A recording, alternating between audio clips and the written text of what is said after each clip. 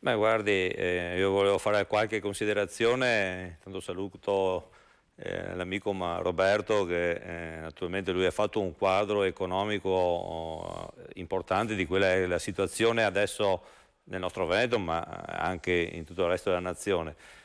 Io che mi sono occupato comunque di virus, non sono un medico, non sono nulla, ma a livello animale, ma vedendo anche come vanno queste evoluzioni dei virus particolari, non è che questi qui passino in un anno, passano in 3, 4, 5, a volte restano per sempre, cioè un virus ce l'hai per sempre, è come il diamante, dicevamo noi, no? Quindi dobbiamo conviverci e dobbiamo trovare le soluzioni, ci sono le soluzioni, come ricordava adesso Roberto, tecnologiche che bisogna assolutamente portare avanti, ma poi ci sono le soluzioni che sono quelle vaccinali, come noi facciamo i vaccini agli animali per l'aviaria, che poi è molto simile a una SARS comunque che si passa tra animali, l'uomo è anche un animale, quindi ci si passa un virus un animale particolare però. No, però ma siamo più o meno lì, perché poi la peste suina, poi ci sono tante altre cose che comunque naturalmente passano attraverso le catene alimentari, attraverso gli animali e all'uomo, no? Quindi sicuramente questo è un virus che non andrà via domani mattina, è un virus che è in evoluzione.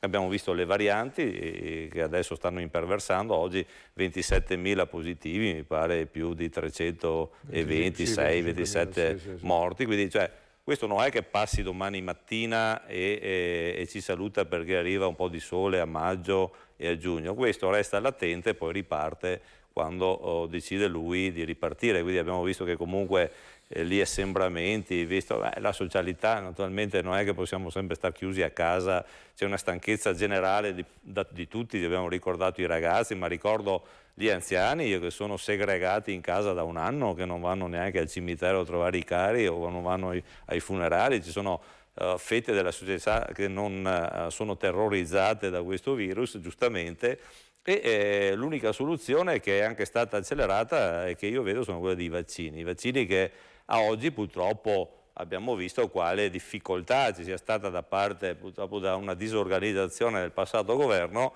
che fortunatamente adesso al posto di Arcuri ci hanno messo un generale degli Alpini, io che sono anche un ufficiale degli Alpini in congedo, mi si è aperto il cuore perché io manco questo, le idee chiare. Questo è uno che sta zitto, non lo vedete mai in TV a farsi la grande pubblicità, ma va via come un treno probabilmente. Quindi abbiamo una grande speranza davanti, non di lui, ma di tutta la logistica del nostro esercito, ma allo stesso tempo anche dall'arrivo di queste dosi. Abbiamo visto purtroppo oggi il ritiro di 500.000 dosi di AstraZeneca, che sembra abbia qualche problema, cioè quindi vaccini che sono stati fatti anche in velocità da alcune aziende e che comunque hanno anche qualche problema l'hanno dato.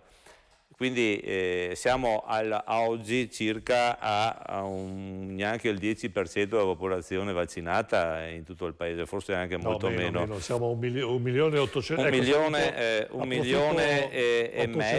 milione e mezzo di dosi somministrate circa. Sì, quelle che hanno preso doppia.